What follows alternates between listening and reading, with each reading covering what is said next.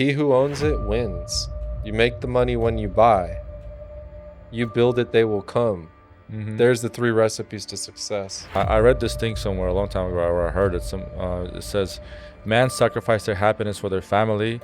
Women sacrifice their family for their happiness." Reinvesting, reinvigorating your business, revitalizing, changing, growing.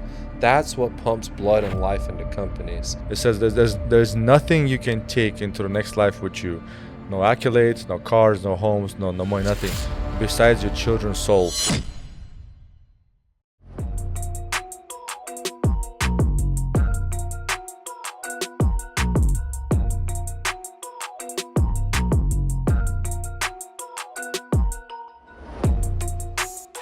Ladies and gentlemen, welcome to another episode of Purpose Over Pleasure with your host Alex Payne and number one co-host Kevin Maxwell. It's long overdue. A lot of changes, some crazy changes, some unexpected changes.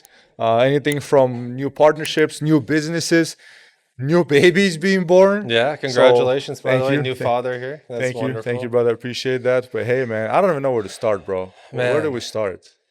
It's everywhere, it's been a while since you and I said, not too long, a few months, but a lot has changed, as you said, and I always say the only constant in life is change. So I'm grateful that at least we're changing in a positive manner. We're influencing people in a positive way, and we're making a change, not just in our communities and business, but now on an international scale as well, and bringing world leaders and political leaders, government top dogs down here to collaborate with us, to work with us, to better our communities, our education. And now, as you know, we're partnering up with schools and colleges, and not just designing and liquidating them, but also providing a media center for all those children to have a home at as well. And also the government. I mean, we've gotten a few handful of government contracts, some big names out there, not to mention a little China manufacturer hiccup. Yeah, it's a different story on its own, but that's a whole nother story about the recall. Yeah, maybe we'll say that story for later. But let's just say there's certain vendors out there, certain business types out there in certain countries that are not the best to do business with. Oh, I've learned recently. Starts with letter C is one of them. Yeah. Mexico's tough right now. Mexico's tough right now too. The climate's really different out there, as you know. I've ran into all kinds of situations in Mexico. Well, I've had great successes in Mexico. Now with the tariffs and the border and the immigration, there's a lot of setbacks in Mexico. So a lot of businessmen like I who do international commerce have to be careful as well, because one mistake is, you're out the game. Oh man, that Mexico venture was interesting to be. And have to be on the soft side too. I think last time we were recording, it was you, me, and Reggie, our internationally known friend. Yeah, shout out to Reggie. Shout out to Reggie, man. Can't wait to see you back here again. We had the whole tariff situation and war going on, and we talk about Mexico. We talk about a lot of different political factors going on right now. Yeah, I'm glad to be away from the politics for a little bit and be into the media. It's stressful out there, and the world, was at war almost. Now it's sort of calming down, which is beautiful. There's a couple more wars that need to go, and I think everything will be back to business as usual. But as you know, we don't have any control of that, and are subject to the people who are in charge. So all we could do is our best till then. What I'm noticing, the deeper I dive into business, the more we do business, I'm realizing business is directly correlated and dependent on the politics, like what's happening right now in the logistics industry, and as we are ourselves in the logistics industry, well, that whole industry is taking a punch right now. But I think we're setting ourselves in a nice spot to kind of stay afloat for the next couple of years, and then hopefully strategically rise. Yeah, it's all about reinvesting in yourself, reinvesting in your corporation, and not being greedy. JB Hunt, a logistics legend, JB Hunt Trucks. He started with 5 used trucks, and just $10,000 to his name. Became an international largest truck logistics privately owned in the world, and now is doing billions of dollars of commerce. Amazon, right? Jeff Bezos, he sacrificed who he was for who he is now, and he took a salary of only $80,000+ for the first almost 20 years. For a while, and he was down for a while. And I would do the same thing, in any company I have. I wouldn't pay myself anything to more than my living expenses to ensure that the company could not just survive, but thrive and grow and invest and turn that baby into a giant and ensure that giant keeps eating and reproducing other giants to take over more and more land. So that's how business is. If you feed it, it'll survive a little, it'll grow so big. But if you pump it into it and nutrition and food and diet and exercise, it grows into this monster and this champion that then you could formidably go take on other businesses and either win and acquire them or merge with them or partner in a way that's mutually beneficial. And to me, that's a business growth mindset. I think Jeff is doing what sort of, or I don't know who started first, us or Jeff, but his logistics side of the companies. Because I have friends who have their logistics companies and they're subcontracted by Amazon. So Yes. essentially, he's doing the same thing we do, right? He's not taking the liability of Yes. owning the trucks or operating them. It's all straight subcontracting, and then it's the logistics companies they take on the whole heavy load of it and just put the Amazon logo on their trucks. So it's kind of a smart idea. Oh, it's genius. It's genius. If you could, sometimes it's better, like they say, to own 1% of a lot of things than own 100% of something. Because the small percentages of ownerships, when you've reached mass contracts to that level in the thousands and the millions of contracts, then it's just quantifying. So if you do 1,000 loads but only get 1%, that's still the same as doing 10 loads on your own. True. So you keep multiplying that, and I do 10,000 at 1%. Then you could do the math. You're basically doing 100 people's job, but you're just the person doing the contracts getting a percentage. Yeah. And that's where insurance companies, brokerage, real estate firms boom, is when they lock in so many contracts that they're the go-to person. Then that's when your business really grows. Yeah. Same as I always tell you, right? In business with clients and people, I say it doesn't matter the profit margin. It doesn't matter today's deal. It matters gaining that contract. So in the future, like Hyundai Glovis that we worked with so many times, we're not only buying from them, we're not only liquidating from them or proposing furniture to them, we're also now moving logistics for them. And now we're all encompassing. And the next thing, we're probably going to do a full turnkey decommission for them. And they'd be happy to hand us the contract, same as a lot of the other commercial real estate firms we do. So it's a matter of gaining experience, trust, branding, recognition, and having a proven track record of success. And when you could do all of those things, the sky's the limit. You've spun the web at that point. Yeah. I know. So what I did the other day is just so that I want to make sure they hear you. Well, move the mic a little closer to yourself. No, the big one. Yeah. I was this week I was one of our biggest clients, one of our $1 million accounts. You know which one, right? The big one in the city of Vernon. And I noticed they have a lot of trucks going in and out because they make a lot of product. They make tens of thousands of pounds of their product. And I'm not gonna name the company. Sure. But I noticed the trucks going in and out, and I told them, like, hey, did you guys know that we own logistics company on the side? So instead of you hiring XPO or whatever, all these trucks pulling in and out, just use our logistics company. We'll haul you loads in any state or bring you loads from any state. And like, what, really? It's like, you guys have 53-foot trails. I'm like, yeah. It's like, well, I'm definitely gonna talk to our CEO or whoever it is. I'm let them know that.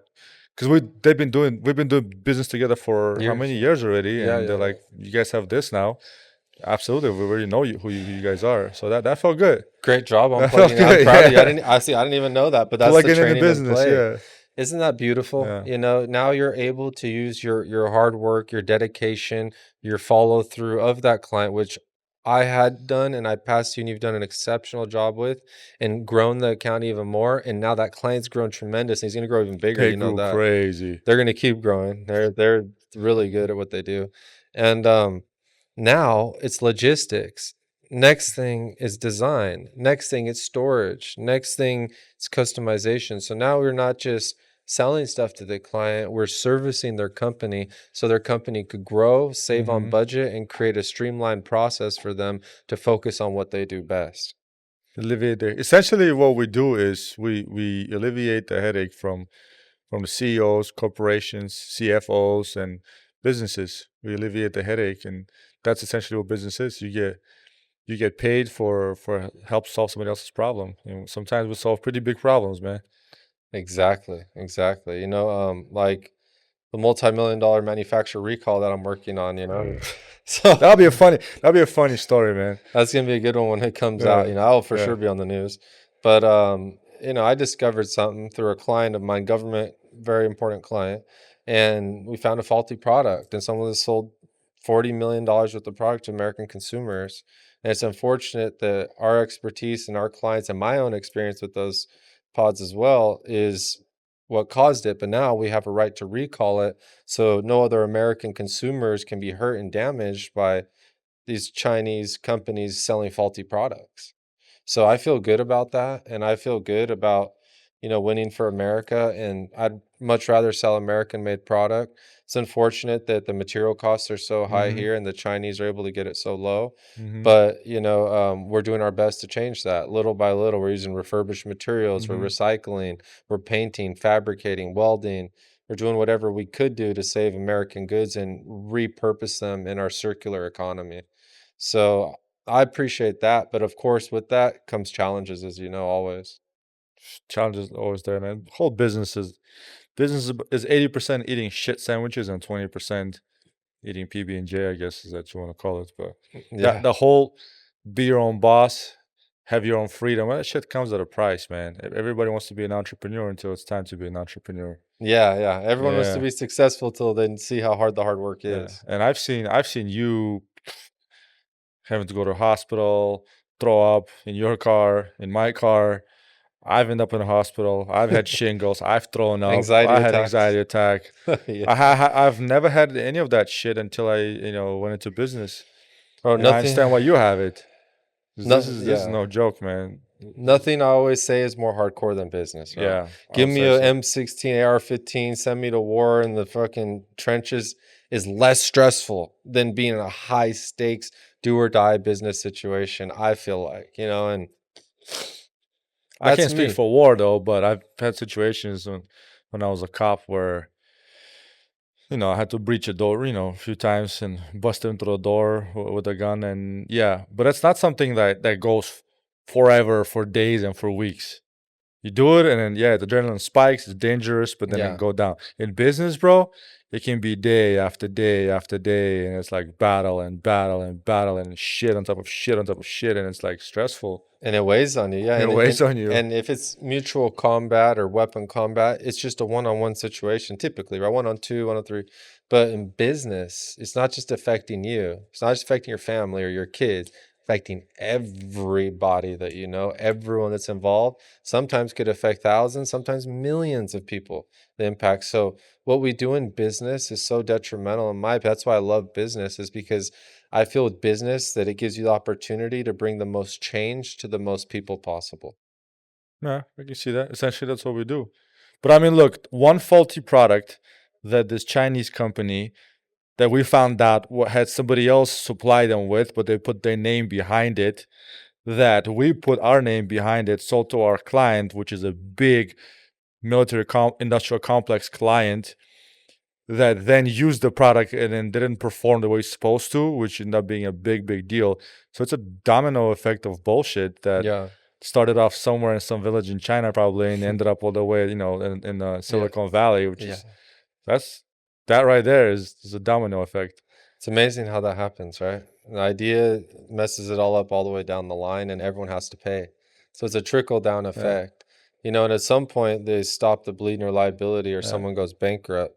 Wouldn't be us because they're not at the end of the liability. But No, the chain at the end of the liability is where the class action lawsuit would fall. yeah. So we'll see what happens to them, I but I offended, and the company I'm talking about. When I went visit their office in Pasadena, when they tried to give me their brochures to put in one of our showrooms, and they had their writing on it, and I told them straight up, I cannot have your brochures of your language in my showroom, because first of all, our niche is U.S. made, high quality, high end product. yeah. And although we do business with, like, Malaysia, China, all those countries, that's still a hand selected high end product.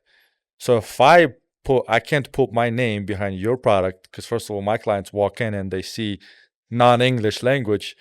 they're not gonna take me serious when we market and broadcast ourselves as U.S. made, high quality, high end product. And I could tell they got a little offended. Yeah, yeah. But we're not gonna structure our business based on other companies. And I think what you did is very respectable because you stood up for America. You stood up for our name, our company name, because you didn't Yeah. have to. You could just be like, "Oh, give me a refund. Here's a refund, and we're out. Let's keep it on a down low." But you didn't, and I admire that because that's our name, our reputation on the line number one. And Yeah, I don't our know, man. clients Our too. clients too, yeah, Yeah, our country, our flag, yeah. they're communist versus our capitalism. Everything I go against, you know. And it actually infuriated me. I tried to stay calm and I did, but I was furious Hey, inside. you were pissed I that was day. fucking pissed. But You kept calling me. bro, I was mad. I called him down. I said, "You're gonna come see me in person right now." I said, Yeah. "We're settling the issue right now. No more discrepancies with you guys. I'm done." And he came, right? He came shook in his boots and sweating, but he came I correct. respect that. He's very wrong. It's going to cost him a lot, but they should never done that. And there's a long paper trail of it. There's a lot of proof. And I'm an expert to certify their mistakes. So I think it's a very bad idea. And he saw that and he agreed and compromised. Now, I've had other Chinese nationals that haven't compromised. There was other one that tried to have me killed. You know, this goes way back into the days of Matrix. And I won't say his name so I don't get sued by it, but same type of national as the one we're talking about from China. There's a joint venture partner of mine, supposedly, and would make money with me. Taught me how to draw, actually, and taught me how to design in my house to draw. He was a friend of mine at one point. He was a good guy, but eventually got greedy. And he thought he could take me out, and he thought he was going to do his Chinese execution strategy on me, or he just fucking pull point blank 9mm to the back of the head and shoot me with the blindfold on. But that wasn't going to happen. So anyways, he went behind my back with my other partner, someone like you, and lied to them and tried to break up my partnership with them. But that partner was good and honest with me at the time that he came and told me behind my back. And he says, "Hey, you know, this dude's trying to set you up and trying to get me to turn on you and saying you took this from and that and trying to get a case put on you so he could take all your stuff." Well, thank God I was aware of it and I had a good relationship with him. We're honest with each other. And he didn't believe the dude. I confronted him. I ended up grabbing all of his stuff. We own joint venture. I pulled up 53-foot trailers all around my warehouse. And I loaded them all up for the scrapyard. I sent them to the scrapyard. I got the check, and then I sent him the check. And I said, "Here's all your stuff. All it was worth to me was scrap metal." And I put him out of business the same day. So why did these Chinese people do it to us? I don't know. I don't hate Chinese people. I like Chinese people, but I was taught by this own guy that a lot of times in China, they're only happy if they feel that they got a better deal than you and they got over on you. I heard that. I've actually Yeah. heard that from a very, very successful businessman. He's worth hundreds of millions of dollars. He's probably worth $1 billion by now, and he actually done a lot of business with China. And Yeah. but in all fairness, I don't think it's people. I think it's the government, and it's these entrepreneurs. For some reason, out of all the people we do business with, there's maybe two cultures that they feel like if they haven't, excuse my language, fucked you over, they haven't done good. Mhm. And I don't know Mhm. what it is, man. I don't know how to explain that. It's just I don't know, dude. It's a What's up with that? cultural thing, It's a you know? cultural thing. Like I'm gonna one up you or something like that. Yeah. You know, it's just a cultural thing. Like in Pakistan and India, they still have indentured servitude from caste families that have been in debt for hundreds of years, their generations, almost like slaves. And somehow they do that to their own people and they make low quality, poisonous products and then they redistribute that after being indentured slaves. There's documentaries of it on YouTube. How could you do that to your own people?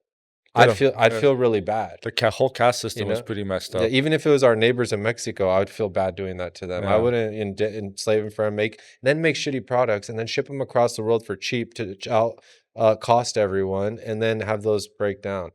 It's a bad culture. It's a bad thing. That's why I won't buy things from Pakistan. I try not to buy things from India, China only if it's absolutely needed and if it's verified or backed up by a warranty. If there's no warranty behind it, I won't even touch that.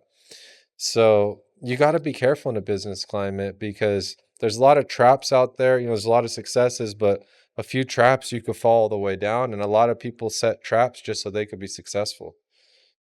So, you know, you got to think of it that way too. I'm always looking to see why someone is doing something.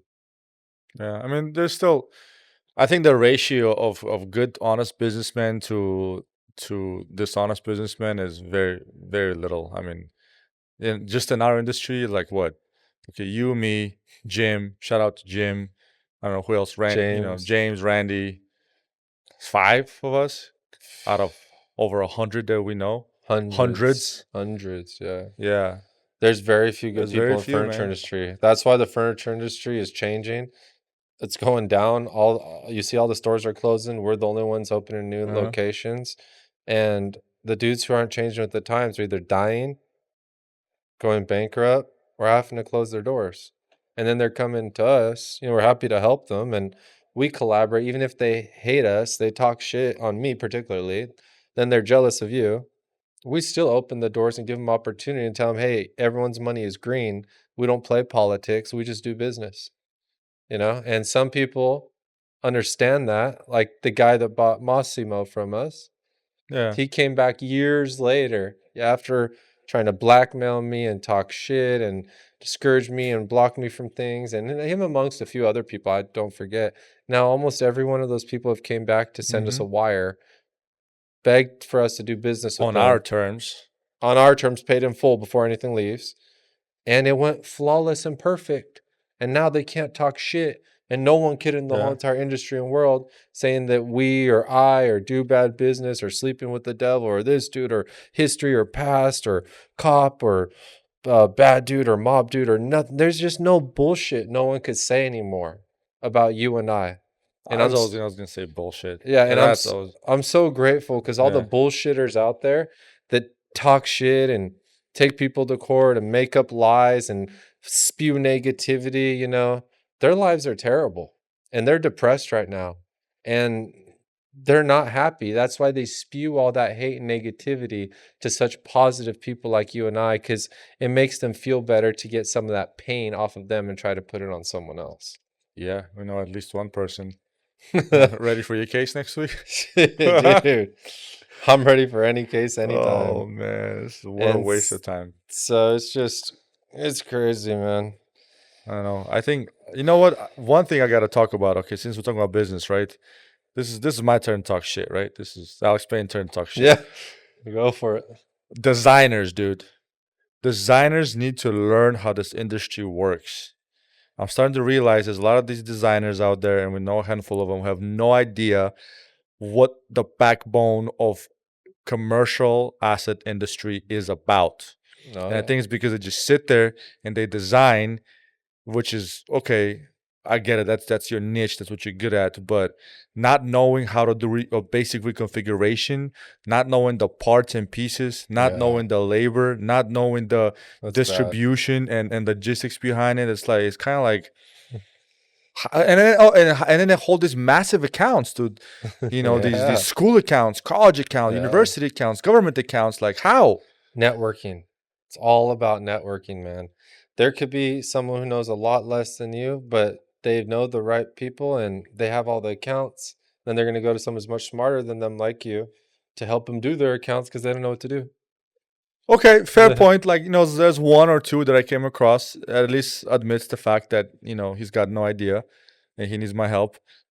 And I respect that. But then there's certain ones who think their shit don't stink, and Oh, because they own, certain big account, oh, they're yeah, gonna yeah. tell me or you what to do. Because they think that, you know, they're better off or they're higher up or a higher status. You know, they almost think like in the furniture industry, even though no one really knows what we really do because we do everything.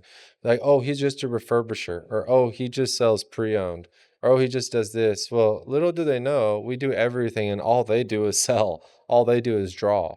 All to me, that's very small time. It's great. I love designers and people, but to be a true entrepreneur, to be a true mover and shaker and business person, you must be all encompassing and you must know all aspects and facets of an industry that you're speaking on, or else you're going to look like quite a fool when someone else with real knowledge and experience comes up and schools you.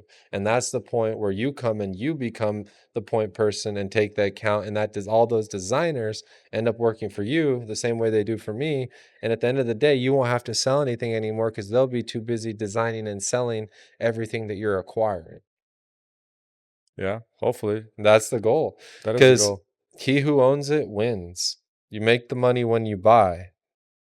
You build it, they will come. Mm-hmm. There's the 3 recipes to success. He who owns it wins. The money's in the buy. The money's in the buy for sure. Yeah, you taught me that a long time ago. Yep. And you know, And and then when you build, they come. That one's the longest. yep. That Takes one's a while. Takes a while. And it took us a year to build this place, you know? More. And yeah. That's physically, and then physically a year. The ideas were even a year to almost 2 years. Yeah. 2 years in the Well, ideas, some of your ideas go way back to you know what times. Way back when. I've seen the books. Dude, yeah, no, the logos, the logo tattooed on my arm from a long time ago, it has been reincarnated, as you see, in the Cube World media, and it's much better and stronger and more alive than it ever has been. Yeah. And you know, it's beautiful. When I look back on where I came from, I'm not ashamed at all at this point. You know, I suffered a lot. I went through hell. I went through hell of divorces, bankruptcies, assassination attempts, explosion attempts. Try to get me on every type of legal level ever, every type of court ever. I mean, what more can you fucking do to me than kill me? Even if you kill me, I'd probably come back to life somehow and pull a Jason move on you. So, you know, it's like there's nothing more to say. Now it's a matter of showing people that you can come back from anything, that when you're down and out, negative, stepped on, spit on, talk shit on, and no one believes in you, the only thing that matters is that you believe in yourself. And as long as you have that self-belief, that's what will take you anywhere you want to go in life. And I've always believed that, and I've proven it many times over. And now my goal is to inspire and show other people that they too can be anyone they want to be and come back even from the hardest situations on earth. You think anybody can become successful in life? To a degree, yes. It's how bad do you want it, okay? I could teach a person with special needs and special education how to sell furniture. Can they do all the paperwork and all that? You tried that before. Yeah, you know one. You tried. No, but do they get clients and accounts and make a few $1,000 to survive? Yes. Even the most insane person I know, mentally insane, I've taught him how to make money. Okay, that person's the only exception. But yeah, you have to want to. You have to have a mental capacity. Yeah. As long as your brain is there and you have the physical will, sure. Now, if you have extreme schizophrenia, bipolar, delusions of grandeur, like extreme things, Tourette's, you know, it's be hard. Yeah. But it's not impossible. Nothing's impossible if you set your mind to it. Okay, so I'm going to ask you a more detailed question. I'm not saying what's possible and what's not impossible, but I'm saying, do you think everyone is cut out to be successful in life? No. To be a leader in life? No. You can't. Not everyone can be a leader, because then who would be following the leaders? True. There'd be war everywhere. True. That's what Michelle tells me all the time. She's like, imagine if there's a bunch of you running around, it would be all bad. You know, you just can't have a bunch of Kevins or Alexes. It's too hardcore, too many people. You got to have the pacifists. You got to have the liberals. You got to have the quiet people. You got to have variety of people to make up a community, or else it wouldn't be a community. It would be like North Korea, and we'd all just be black and white copy prints of each other. So that's fair. Versatility, what makes you need people to dig the ditches, you need people to plan the blueprints. You know, only a few people could do everything. That's the rare one. So yeah, certain people are not meant to lead, and they never will, and they shouldn't never lead, because they lead people to bad decisions. But you know, if you want to be a leader, it's possible, even if you weren't born as one. Sure. I think at the end of the day, what leadership does come down to serving your people, because I don't think we would have had respect of our troops had we not gotten our hands dirty with them. Oh, of course, of course. Why did these guys respect me? Because I could not just tell them how to do it. I could show them, I could teach them, and I could do it. And I know very well, and I will even work however long it takes and more above that for them. So the dedication I put, there's no way they could tell me no. And if they do, I would say, well, you're not cut out for this company. You know, and as long as we hold each other to those standards, like how you and I do, you get a night shift, I get a day shift, night shift, day shift, but we're never off. You and I, we never let my client, your client go unanswered. I don't Nothing care. stops, never Never. If stops. I have to go meet them, it doesn't matter. If I have to fly or you have to, it doesn't matter. We do whatever the hell you and I have to do. Make sure Alex is successful, make sure Kevin's successful, no matter what in business, because that's our number one goal. I notice a lot, you know, how when I run the marketing twice a week for the email blast, and I gotta show it to you. Every day, on every Monday and Friday, or every Tuesday and Thursday, depends. Sometimes I shift them.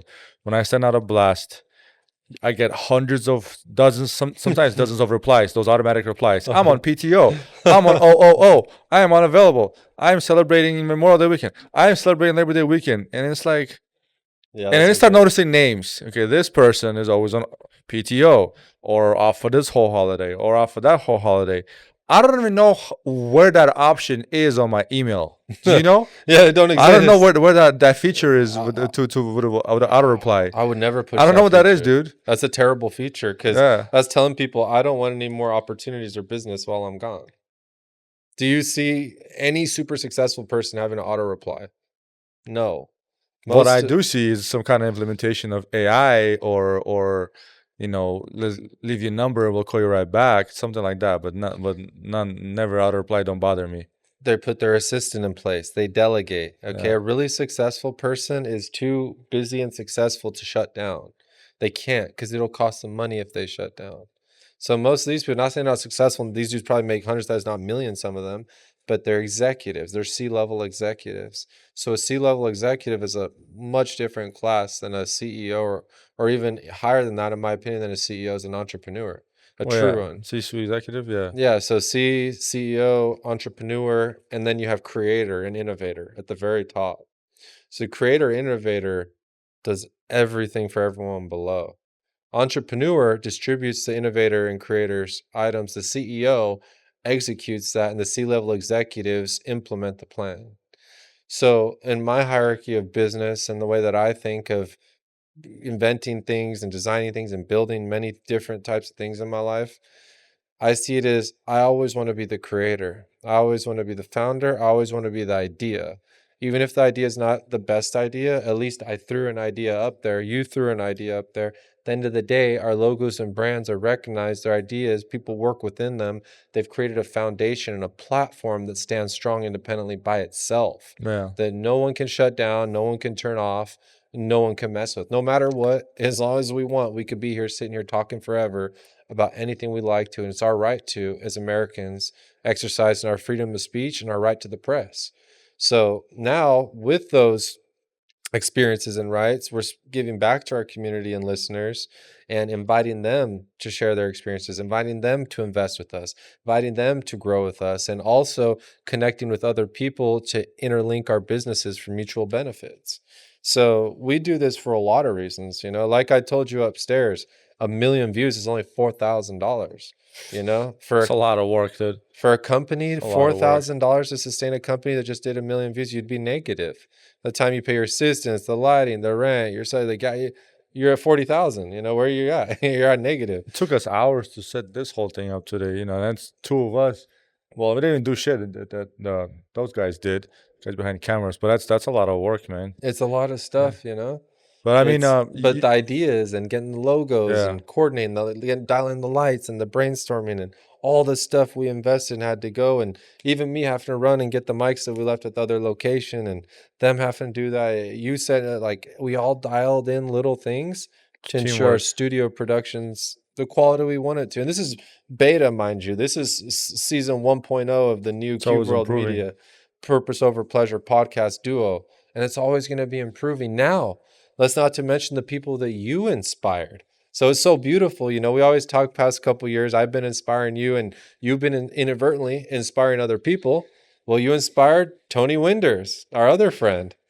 That one is weird because I'm still having a hard time like learning. Tony's one of them, and then Brandon, all these guys. When you tell me Brandon Clark, they tell when I hear from somebody else down the line, or people leave me comments or send me DMs out, and I was kind of like, it's almost it's cool, but it's also responsibility, because then I Yeah. was thinking like, okay, it's some shit that I say online, people are gonna take it close to heart. Oh Like one yeah. guy, this one lady, she sent me a DM. She left her husband after watching one of my episodes, No way. and rightful, according to her, rightfully Oh, that's so. funny. But I was like, because Yeah, she was yeah, in a pretty bad relationship. Now I don't know yeah. the details, but I got a DM saying, "Listen, I watched the episode. I realized my husband is extremely immature, abusive, this and that. So I ended up, finally pulling the plug and leaving it. And I'm happier now. Good Dang. for her."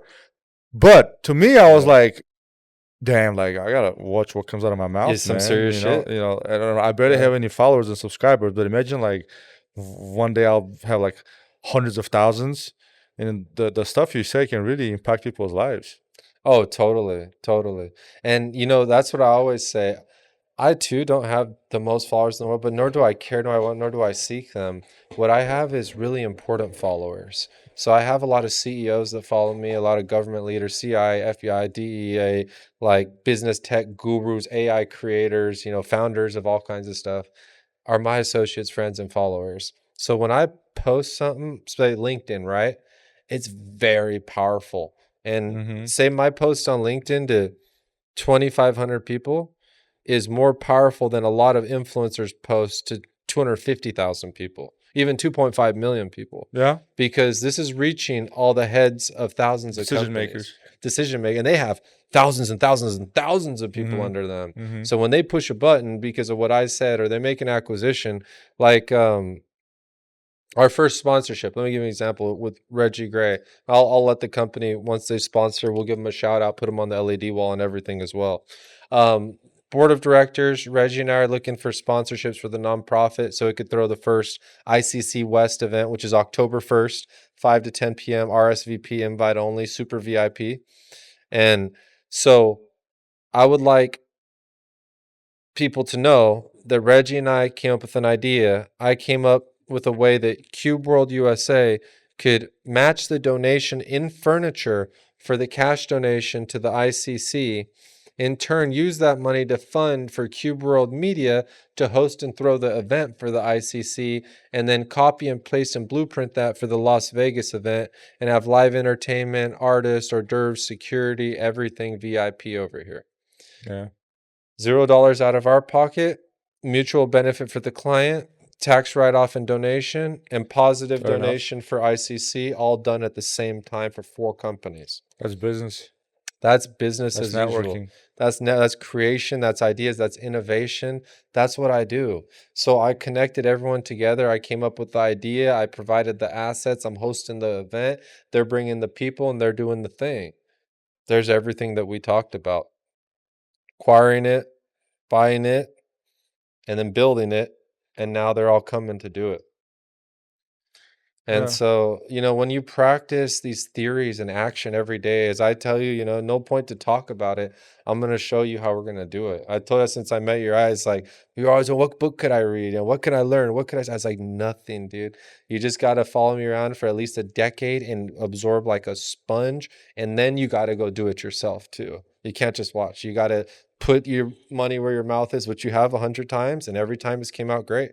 You got to sweat, you got to bleed, you got to get dirty, and then your brain clicks all of a sudden. It's Mm-hmm. just been Mm-hmm. evolving. Yeah. And you're like, Kevin, I get another part. How about when you Mm-hmm. learned how to draw? Now Mm-hmm. you're a designer too, Mm-hmm. on top of everything, right? Yeah. It Yeah. just clicked, and you're like, dude, It's I will true. never go back to not drawing Yeah, I again. don't know how I did it before the design, That's dude. what I'm saying. And now Yeah. you're 10 times better.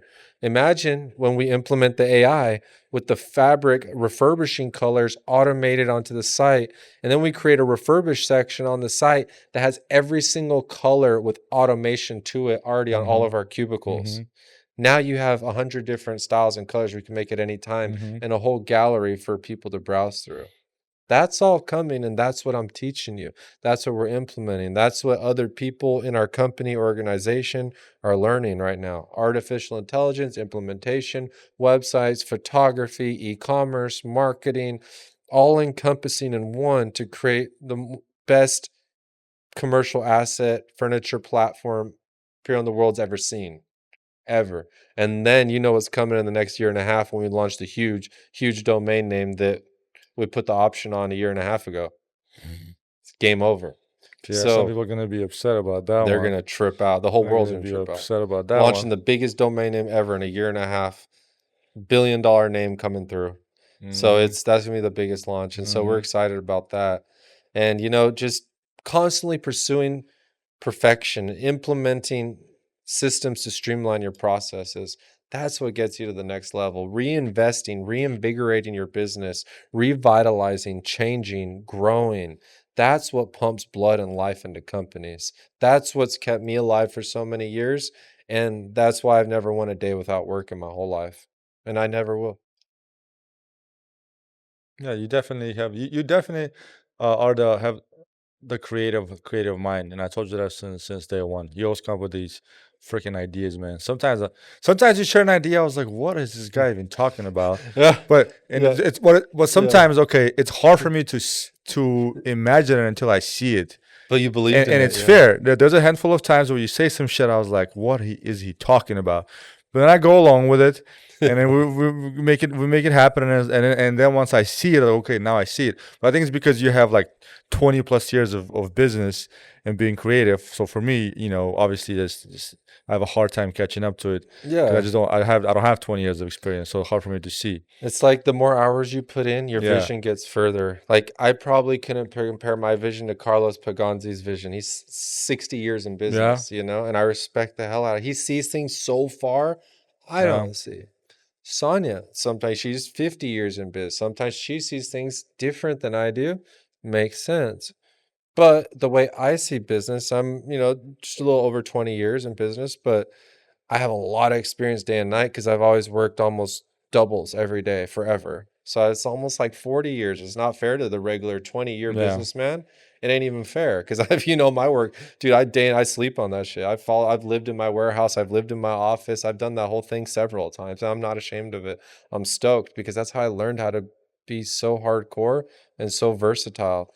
Now my goal is, I want to be a polymath so I can encompass all industries that are important to me and master them, and then be able to train, develop, and teach them to other people to build corporations and inspire entrepreneurs. So I see that as the real future, and then the ultimate growth mindset, like what all the greats do, just keep building, keep building. Yeah, no, that's like I said, that's your creative genius. Me, I Yeah, think I'm finding my creative genius is more in operations you're good at that. and Yeah. and people dealing. Yeah. I genuinely enjoy, you know, dealing with people in operations and leading people and leading the troops. And you're definitely like the creative genius who like plows through. Like I always say, and I tell Michelle too, you like that freaking machine that plows through, and then we're behind you just cleaning up the fucking damage and doing Yeah. damage control. Yeah. But that's been working out perfect, man. I Dude, it think works I so good. I, I love doing operations and dealing with people. You're good at it. Yeah, you love doing liquidations and creating with these crazy ideas, That's what I and love. I think it's great flow, man. Yeah, we created Yeah, such a beautiful balance. We play off each other's strengths and we don't allow each other to have weaknesses. So it's a great thing. I love it. Wherever, say, I don't want to deal with a really stressful dealer or client, someone that's spoken bad about me or one of our companies, yeah. I'll hand But them to I take you. that chance. Yeah. A couple times I Hey, learned. you learned some lessons. But hey, on the other one. but I said let me do it. Let me But try that's because I business. wanted to do it. You gotta learn. If you Yeah, didn't learn, then what would yeah, you know? All you yeah, would know is success and you wouldn't know yeah, failure. yeah, You have to know failure to know how sweet success yeah. is. And I have no regrets. Yeah. One of them was a total disaster, and some of them would came out Not good, too and you bad. learn. And not too bad, yeah. But And no, and same with me, I deal with the certain clients like the LGBT all inclusive and all oh them, yeah, which happy to deal with LGBTQ and all you guys, come straight to me. yeah, But certain people can't, and yeah, certain people discriminate and have different things and views and cultures, and while there's some cultures I prefer over others, I still respect all of them, and I still try, but there's certain ones I take, Alex, you'll be yeah. much better with this client than Yeah, I am, I definitely get along more with more conservative, like right, or right thing. Muslim or Yeah, or like Muslims. Yeah, Asian, is like well, it's not because I was born in that region, so I'm oh I'm comfortable with that. yeah. But the good part about that, together, We're covering the whole spectrum. Everything. Because look what there's not a client left behind. No, look at it with the Paisas and the Spanish. I have all Latin America covered. You have all of Russia covered with Russians. I got Eastern Italians Europeans and stuff. Europeans on the west covered. You got the Eastern Europeans covered. Everybody served. We have African American people in our company. We have lesbian people in our company. We have people of all different creeds of Latin America and Asia. We used to have a minority on part 2. Yeah, I know. We used to have that. And so we're very diverse, but I love it, and that's why I always tell everyone, treat everyone with respect and be fair and not hate, because even if your cultures are different, even if you don't like the way this person smells or eats food or acts or prays, whatever, at the end of the day, they're still a person. And if they do hard work, I appreciate it. Our truck driver is one of them, right? His views are exact opposite of mine, but he works so hard and he's straightforward and he's quite professional. Solid I have nothing bad to say about him. Then I respect the man's hard work. Yeah. And you got to. Other people that come in with all their chains and rings and come in and all work, and then they talk shit, hide in the bathroom, start texting. I have no respect for them. So you just actions are louder than words, and you gotta really see what someone's gonna do, and then you can make a judgment. But not until then. Anyone could talk a good game. Yeah, it proof's in the pudding, and that's why I always just prove by actions and who I am and what I do. I don't have to speak it or say it too much. If you know my true capabilities, you'll know, or it'll just sound crazy, everything that I'm saying. Like, dude, this dude's full of shit. He fucking sounds crazy, which a lot of people think too, but you do sound crazy sometimes. Yeah, you do. And well, I know you well now. You're my best friend, and I'm used to it. First of all, you already. Second of all, I know the brain. I know your thinking behind it. Yeah. But other people, when you talk, they don't understand you, and you do sound crazy to them. Yeah. And it's only fair. But I also think when I listen to certain people, like Elon Musk sounds crazy sometimes. Yeah. He sounds hella weird sometimes. Yeah. There's been times where I don't understand him. Jordan Peterson, sometimes I have to like sit there. What is he talking about? But then these are all successful, highly educated, ambitious, just people with great mindsets. So maybe when somebody sounds crazy, it's not because they're crazy, but because they just think different and so much further in advance that it's the listener that is not able to catch up to it. Exactly. That's a good point. Maybe. I don't know. I would say so. People are afraid of what they don't understand. That's true. They're afraid of what they don't understand. If something's super different or super colorful or super plain, they're automatically going to reject it. So, I like being different. I like being colorful. I like being flamboyant and creative and just doing things other people don't do. And then even doing everything everyone does and then mixing it all in one to do it again. Remember the one time you walked in when we had a double day dinner and you were your chinchilla coat? I was dying, bro. Hey, but only you would have the balls to walk in a long chinchilla coat, bro. I was like, all right, above all, that fool is rocking it right now, and he's, no shame, he's loving it. So I was like, that's it. As long as it makes you happy, bro. Yeah. No, I do love it. Yeah, the chinchilla coat was fun. Whatever makes you happy. As long as you're living life, because when you die, you can't take it with you. Yeah, you just got to enjoy every moment while you can. You got to seize every moment as if it's your last, and then act upon it and hope you have another one. Yeah. Well, there's one thing that you can take to the next life with you, and this I read this quote a few months ago this year, and it changed my life. It says there's nothing you can take into the next life with you, no accolades, no cars, no homes, no money, nothing besides your children's souls. So if you raise them right, you will just one day meet them in an afterlife. And with me, it's stuck, man. And now that my daughter is here and she's only 10, 11 days old, bro, it's like nothing ain't shit, dude. Nothing in life is more important than her. Like even my wife now, like I told her, that's it. Yeah. She took your spot. No, for real. Our daughter took your spot, babe. Sorry, I love you, but like this little baby right now, I'll fucking die for that shit. Skin somebody alive and argue my own life up for her. That shit is crazy. Now you know how I feel. That shit'll Yeah. drive you crazy, dude. Yeah. That shit's fucked up. Yeah. And that's why all my ex-wives I fell out with. The kid ended up becoming the issue always. It was never issue too much between them and I. The kid changed everything. And then they tried to put the kid in between us, and that's ultimately the fallout, because you can't ever put a child, especially a daughter, in between a father. That's just the worst thing you could ever do. I'm so happy you and Nicole are doing so good, and I pray to God it always is that way, because the Thank you. worst pain ever is just getting screwed over by the person you thought loves you the most and that you gave your DNA to and made a human being with. That hurts, because every time you look at that kid, it's going to remind you how betrayed and how lied to you were. And, the kid has nothing to do with it, but it's always going to be caught in the middle. So it's hard, for single fathers or mothers, both ways. It could be bad both ways. But at the end of the day, it's our job as parents, regardless what the other person feels about the other person, to always do what's best for the kid. And it's really sad when people can't do what's best for the kid and they weaponize the child to try to get back or hurt the other person. That is one of the sickest, most cruel, most evil, damning things anyone could ever do to someone. And if there is a hell or anyone believes in that, that's certainly where people like that will go.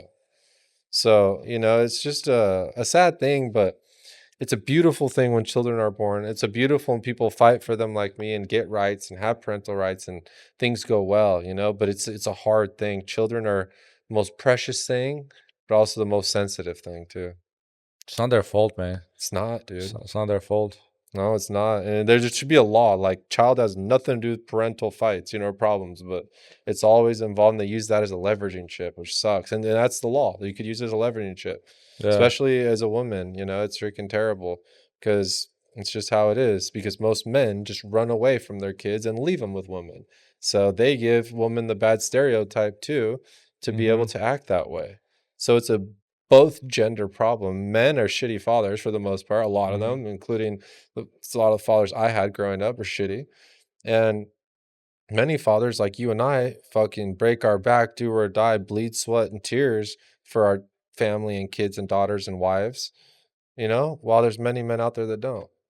So it's hard, it's a big discrepancy, but it's a cultural thing. It's an American, it's a worldwide problem, but particularly California. I think it has one of the highest divorce rates ever. California is shitty. It's a California problem, and particularly Southern California problem. I swear, LA and Orange County is just fucked for marriages and relationships. Like, I had to go way out of the state just to find someone normal after my 4th marriage. So, on my 5th time around this time, I finally found someone that was for me, but nothing like anyone I met in California. And I'm from here. Well, the judicial system was also a little skewed, and I'm telling you this as a cop, where I've seen it play out in favor of certain gender. So it's tough, man. And in general, it's harder for men to win those battles, I would say, because we're men, dude. It's just that side of the metal. I read this thing somewhere a long time ago where I heard it. It says, men sacrifice their happiness for their family, women sacrifice their family for their happiness. And I'm not saying that's across the border, but I have seen that. Yeah, it's a stereotype. It's a stereotype, and it works sometimes. But I've seen that in real life. No, I believe I've seen you. it in real life. I believe you. I've experienced it too. I like stereotypes, actually. I know they're not all true. I mean, the whole truth. I'm not stupid that every stereotype is all true. It's just fun to say, Yeah. It's fun to talk shit about. But most of them are true. It's fucking offensive. But now you're well, I don't know if the woke movement's still around. Hopefully not offensive, but in California it's always offensive. It's always offensive. It's always, you don't God say nothing forbid in you say the California. truth. You're gonna be sued if you say anything. Your podcast's gonna have a cease and desist from somebody. You already know. So but all we could do is our best to be the best fathers, parents, people we can be, and as long as we can, and that's it. Whatever happens after that. Can't control the courts, can't control the law, can't control the judge, can't control the future or the past. All you can control is the now. I think that's true, and I also think it doesn't matter what issues parents have.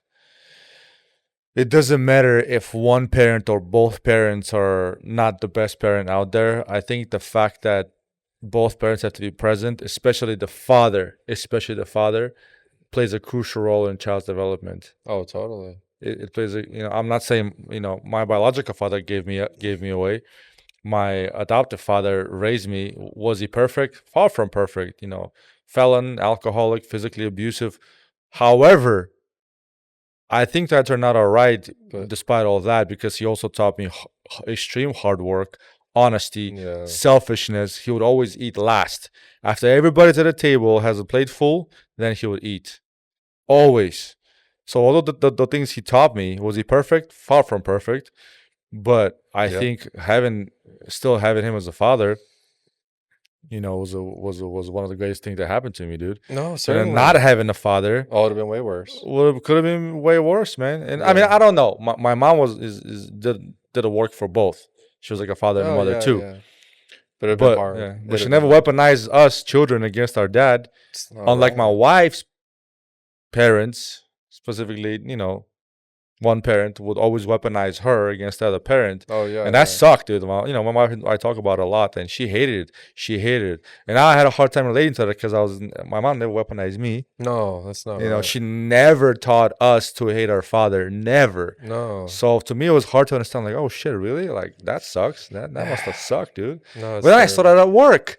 Yeah. As a cop, dude, I hated custody exchanges. Yeah, and I hated drama. Those kids, like when seeing those kids gone through, man. I was like, oh yeah, that sucks. Yeah, it's terrible, And I've had it both ends. So my real dad was absent military man, impregnating chicks all over the world type of dude. That on that trip, which is cool. He's having his fun, whatever. But my stepdad was really good in some ways, really bad example in some other ways. I definitely got some vices from him, but I got like 95% of my good male characteristics from him. So he was a businessman, he was an entrepreneur, he was very successful, his suits and limos and Rolls Royces, that type of thing. So that's what I looked up to. That's what I aspired to. Had I been raised by an army dad, I would probably been all right, a good boy and in the military or something, but I wouldn't be who I am as an entrepreneur. My mom, she was always out doing deals and money and business and things. She never even had time for anything.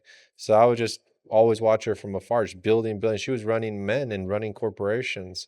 So I always thought, man, if an independent woman could do it, anyone could do it. So she inspired me to show that, hey, if I could run business and I don't even know as much as you are going to know, then it's possible. So between the creativity of my stepdad, the hard work of my mom, and the failure of my father, it sort of bred who I am, and it created the all-encompassing Kevin as you know it. And that's what made me unique, was at least I was smart enough at a young age to take only the best qualities from all of them and try to implement them to myself. And sure, through misdirection and no guidance and being a latchkey kid, I sort of wandered off and did a bunch of crazy stuff, but I learned. So, through the hard way I learned. So when I have, through my kids and my daughters, to teach them to not make the same mistakes that I did, because I'll be present for that. And so it's presence, I learned very well when my parents were present. I learned very unwell when they were not present. It's exactly correlated. Ultimately, not their fault, my fault. I did everything else on my own. I don't blame nobody. But it definitely influences you. For sure, it has an impact, huge impact, huge. As long as you live and you learn. Some people don't learn. Yeah. The great thing about me, I never make the same mistake twice. Except the 4 times I had a wife. Yeah. Except the 4 times I had a wife. I don't know. That's the one, dude. That's the one mistake I'll probably keep making, so I'm not going to make it anymore now. So I've learned my lesson. That's is your kryptonite. I'm really happy right now. I must say, for the record, and hopefully it stays this way forever, I'm really happy right now, and I don't want things to change. If they just keep going the way they're going, I'll be stoked. Well, what do I tell you? When you're favored by the gods, you're favored by the devil. The devil, yeah. So you always got to watch out, man. One day I'd love to get the devil over, just bend him over this purple ottoman right here, just pull his fucking pants down and butt fuck him straight through the LED wall. That's what I feel like doing to the devil. That's exactly why he's after your ass, dude. That's exactly why. That's exactly why I pray for you, and that's exactly why the devil's after you, man. I know. I piss him off like that. I talk shit to him all the time. Yeah. Dude. When I was going to trial, going to hella shit years ago, looking at 33 years, I swear I thought I saw the devil. I was probably just hallucinating. I was just tripping out. I was under so much stress. But like I was throwing up in this fucking toilet, in this steel toilet. And you could almost see the vomit turn into like a disgusting face of a devil. And I looked, I was like, what the fuck is that, the devil? And maybe it was, maybe it wasn't, but I spit right in its face. Then I went to trial and lost, but I didn't fully lose. I won and didn't get 33-11, and I got out super fast, but still suffered. And I still saw what was a devil look, but could have been my mind playing tricks on me, but I definitely stood up to it and spit in its face. Yeah, it's quite weird. I remember that was the last time I seen something like that. Judging by everything you told me and how you were in the past and how you are now and what you've learned through what you had to overcome, Yeah. I think maybe not you had to go through it, but I think maybe it was a good thing you've gone through it Yeah. A lot of because people say it that. matured you a lot. Yeah. Well, you Yeah. A lot of, just putting together everything that you ever told me over the years and how it changed you and how certain things took a different angle and yeah. perspective. Because I think the person you were before is you had to lose that person. You had to get rid of that person because that person did a lot of damage Yeah. to himself and to others. Yeah. Had to shed the You skin had to like a shed, you had to snake, you shed the know? skin. Yeah. Yeah. No, definitely. I would never be the man I am sitting here today had I have not went through that. Never. I had a very skewed perception on reality. And that was my reality check. Yeah, I suffered. Yeah, I had a somewhat hard life, but I was also very privileged. I grew up in Southern California. I was smart. I was an entrepreneur. I was making really good money that most people make by 50 at the time I was 13 years old. So I've been fine. But through all that time, I never learned the really hard lessons of life. I never learned starvation. I never learned suffering. I never learned blood loss till you almost die. I never learned backstabbing, betrayal to the heart by your closest people, and being stabbed literally. And, bad people try to knock your teeth out, all types of shit. Bad people try to rob you and jump you and rape you and tie you up and all types of shit that I've been through and fought my way through it my damn self. And I'm super proud of.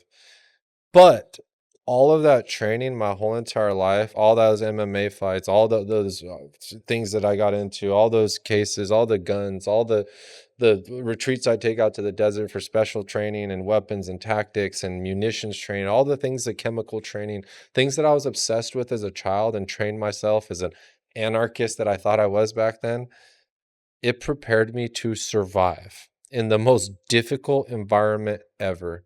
I went straight to level 4 as a first timer ever in prison with no criminal history. It was fucking crazy. They put me out there to kill me. All my cellmates were people life without parole and serial killers. I'm a nonviolent person, never hurt anybody on paper. How did I survive? It was who I was inside. It was who I trained to be. It's who I believed to be. And it was who I knew I could become. But through those 4 years, it was tumultuous hell. It was every day learning, bleeding, stitching, tattoos, fucking grinding to the brim of riot and destruction and tear gas and gunshots going through people as other people are getting killed and stabbed, as horseshoes are getting smashed on people's heads. I mean, the whole fucking thing was there. It was gnarly. They would always say there's nothing pleasant about Pleasant Valley. It's a famous saying that the guards tell you Hmm. right when you walk in. And those memories, just little things like that, change an entrepreneur, businessman, Southern California type dude so much, you will never see the world the same. And you will appreciate every morsel of food, whether it's a soup, a cheeseburger, or a piece of bread. You'll never be ungrateful again. Sleep. You'll appreciate a bed. You'll appreciate a small bed. You'll appreciate a pillow. You'll appreciate colors. After being psychologically tortured for so many years, you just appreciate affection. You appreciate warmth. You appreciate company, and to a whole nother level that you would never appreciate had you have not went through so much pain and suffering. So that's why you see maybe a difference in me than other people, a different energy, a different longevity in my day, in my actions, in the way I move, is because of what I've been through. And every day I'm reminded of that. And every day I'm reminded how bad it was, how bad it could be, and how great it is right now. And I'm nothing but grateful every single day that I walk free on this earth, and every day that I'm able to sit here and speak and tell my story to people so they know that it could always get better, and it will if you want it to. Definitely very important to live in a state of gratitude, man. Yeah. That Gratitude is everything, man. You know, I'm so grateful for what we have, for our podcast, for your success, for Michelle, everyone, for Alan, for Manny, everyone that works with us to set things up. They all mean a lot to me. And your guys' success is inadvertently my success. Because if you guys are all super successful, well, what does that make me? At the end of the day, the person who made everyone successful. And that to me is the biggest gift I could ever give back to you guys. And not just money, not just fame, not just power or politics. I'm talking about internal success, where you guys could feel good for the rest of your life, that you've accomplished things that not many other people had, and that you knew you could, but never thought you would until now. You know, and that to me is the best, most fulfilling feeling on earth, when you've accomplished your life's goals and missions. You know, whether it was getting a nice car, getting a business, getting a website, getting a child, getting a nicer studio. You're accomplishing all your dreams and goals and more. And there's a lot more on the way. And me too. You've seen me speak my goals into existence, hmm location by location, truck by Yeah. truck by truck. And I still have a lot more goals. You know, now I'm doing the whole media thing and the music, and you know, my next thing speaking into existence, Andre Nicotina is going to be collaborating with us somehow. Working now, talking to Renda Heat Monster and some of their managers and stuff to collab with that. We may have E40, Bone Thugs and Harmony, a lot of other rappers here collaborating with EDM artists such as Arm& Hammer, Roro Music, Peter G, myself, others, and creating an immersive music experience, a collaboration and a clash between the EDM and hip hop rap communities, and producing the newest wave of music, which I think is going to boom, is EDM, hip hop, rap, underground trap, and classics 90s, 2000s rap intermixed with it. So multiple genres I'm going to tackle. And within then, we're going to try to get these guys on the podcast. We're going to try to make music with them, try to do a little boiler room set down here, and created a real VIP live experience that could be streamed and televised all over the world through multiple camera angles with the best audio visual quality that there is. So that's my next goals, right? So to go from Cube World USA to Cube World Media transition, and then further the reach internationally with the Intercontinental Chamber of Commerce, which I'm board of directors of, and directing all the chairs from the different countries to use Huntington Beach studios, Las Vegas studios as their West Coast United States home office, home hub, creation station, collaboration, media, buzz, whatever you want to call it. This will be the home of future international business. And I want it to be in the future when you and I come in here in our other locations, we just see this person from Monaco, that one from Africa, this one from Australia, that artist over here. And people are just working, making opportunity, making meetings, networking. That's my goal. And that's what we're going to do October 1st. It's going to be the birth of a whole new era. Huge era of international networking, business, collaboration on a multitude of levels, and recording it for history's purposes and broadcasting it all over the world for everyone to see. That's one of those things that, like I said, sometimes I gotta like absorb and imagine, because that you creating in your head, and I was like, I'm trying to follow, but I'm putting things together. Yeah. I'm putting things together because a lot of those elements I already know. And you're I part of already some of see, those. yeah. Yeah. It's But gonna start happening. it's already been happening, man. Oh well, yeah, we're here for real. Yeah, It's yeah. been No, it's happening. happening. We're Yeah. lining up, We got some big private names lined up. security, and all the parts coming in, Catering. catering. Yeah, Yeah. No, yeah. we got some big names coming too through here. Big It's gonna be a good podcasts. event. Yeah, big artists. Big opportunity. Right? And we're going to use this as our platform to copy and paste this as a blueprint for any other entrepreneurs, investors, or people that want to open up your own streaming, podcasting, event, touring studios. We'll help do that for you, set it up for you, design it, acquire, source, supply everything, and as well as deliver and install it turnkey for your full movie production, streaming, audio visuals, DJ studios. Yeah, including stuff like this, having build a studio with LED display, and have your own logo, because it's a pretty cool idea. It's fun, yeah. Having your logo in the background.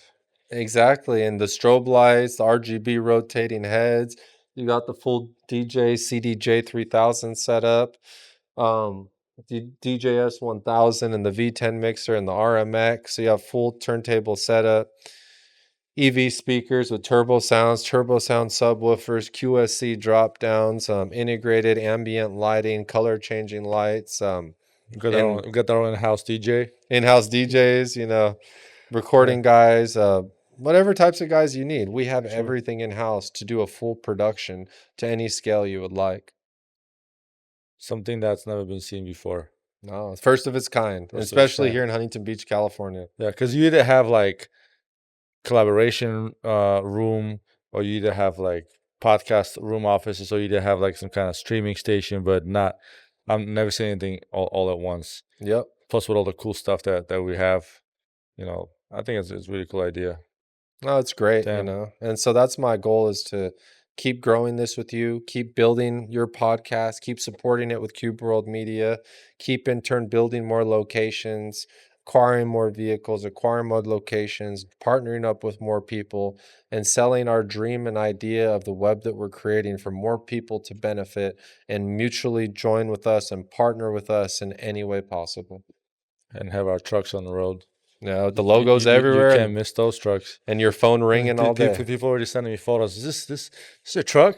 Are they? They see, yeah. Somebody sent me photos. This is your truck. You can't miss that son of a bitch, dude. It's all bright. You can see it from a mile away, dude. That's a good 53-foot trailer wrapped in bright colors. Come on, you can't miss that. The other one getting wrapped next week. Oh, I can't wait. It's gonna be good. It's all positive, man. It's all up from here. It's nothing but good things to talk about. Even the bad is good, because it's just a step back in the wrong direction, a step forward in the right direction. Sometimes bad is good, because it allows you to shake off the garbage. Exactly, because it could be much worse later on. So the bad now that you're shedding could have killed you later on, but you got rid of it now so you could survive another day. I mean, we've shed off a lot of garbage over the years. So much dead weight. Yeah. So much. At the end of the day, it's always just you and I standing here, Yeah. Which is the crazy thing. And we've never done each other wrong. We've never had an argument. We've never stolen. We've never done something we haven't promised to each other. And we've done even more than we promised for each other. Or our clients. Under promise, over deliver. No, always. Or anyone we care about in our families, and our coworkers' families, and subcontractors' families. So, they're all important to us. And I know you do this for a lot of other people besides yourself, and so do I. And I think eventually this vision will inspire so many other people's visions that it's just going to be a wildfire that spreads all over the world of positivity. Amen, brother. Amen. Damn, I think we covered a lot of ground today. Yeah, it was a great episode. So a lot of updates. Yeah. In the next move, we should do one more either before or right after the. Oh, we'll be doing a lot of recording for at the event too. A lot. Yeah. October 1st, you're going to have like back to back 6 podcasts back to back to back. Yeah. That's be sick. Yeah. A lot of interviews and recording. Yeah. It's happening. It's already happening. It's going down. Yeah. We're here, man. Well, ladies and gentlemen, thank you for watching, listening, tuning in to Alex and I. It's always a pleasure. I thank you so much for supporting Cube World Media. Purpose over pleasure. I'm very thankful to be here and see you guys and speak to you again. And even if you take a small part of what I said and learn or grow from it, that's all I wanted. So thank you, Alex, for inviting me as always and being your co-host. It's always a pleasure. Always, man. Well, there you go, ladies and gentlemen. You guys heard it. And like I always say, nothing else to be added to what he said. And if you found value in what you heard, please share to those who you may believe will benefit from this, and subscribe to our channel and stay tuned for more. God bless.